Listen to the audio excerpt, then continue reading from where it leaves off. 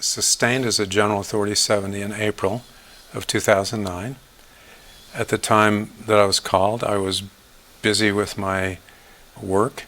I was a physician, and Ruth was an attorney, and we were asked to leave those nets and go. We were headquartered in Johannesburg as of August of 2009.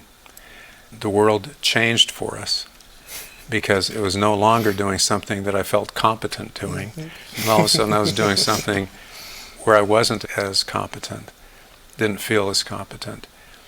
And yet there were things that had happened in my life that prepared us for it. The Africa Southeast area was rapidly growing starting at this time. In DR Congo, it started before we got there. But it then creates these situations where nothing's routine, and you have to get up and look at what you have. You try to solve the problems and receive inspiration from heaven as to what to do. And I think that learning over years of being a problem solver is what was key. And then knowing how to connect with heaven, to get heaven's help for these things. It was an extraordinary experience. I can't even tell you what it was like. I can't explain it. It was so powerfully moving to go there and fall in love with the people. And there are differences in the countries, there are differences in the landscapes and other things, there are differences in socioeconomic matters, but we absolutely fell in love with the people. Absolutely. And we realized that it was part of heaven for us. Because we didn't go there to teach. I guess we were supposed to do that, but we learned. We learned from people who knew the simplicity that is inherent in the gospel of Jesus Christ. We learned about people who love their families, who cherish those relationships, who knew how to help each other. And we learned from them. And then as we learned in one place about it, we could teach it in another. But we were so blessed by being there. Our first visit to Kananga, where President Nelson is now in Nelson Temple. Right.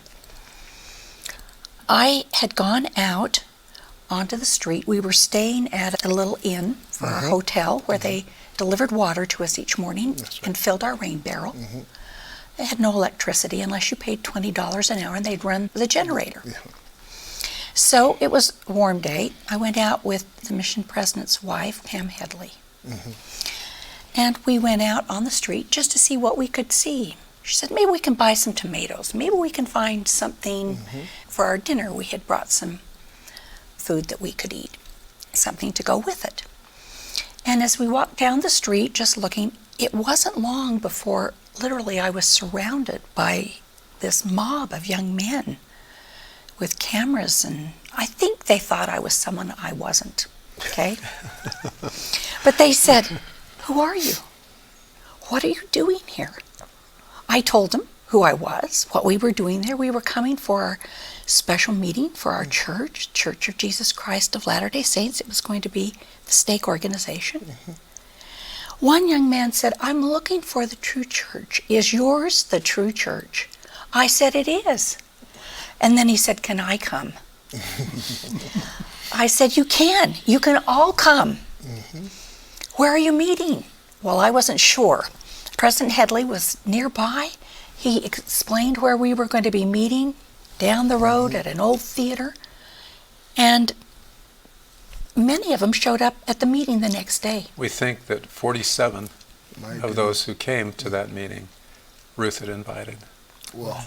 The district had 2015 on the rolls, and we had 2,300 that came. And Ruth made sure that we had a part where they had reserved seating for those that were her best buddies now. That's nothing like missionary work I ever did. Nothing like that. Laputa and Kananga became stakes with no full-time missionaries. It's just remarkable. In Kananga, I asked in one of the meetings, brothers and sisters, tell me your challenges. I think I was speaking in French, and somebody would translate me into Chiluba, and there was no response. So I asked the question again, brothers and sisters, please tell me your challenges. And nobody said a thing. And then the third time, there was an older man who stood up, and in all sincerity said, Elder Renlund, how can we have any challenges? We have the gospel of Jesus Christ. And I wanted to go down and grab him by the tie and say, look around, look at your situation. But the look in his eye was such that he understood the treasure he had in the gospel of Jesus Christ. And I decided then and there, I wanted to grow up and be like him, to realize that he is rich beyond measure once the gospel of Jesus Christ is in his life.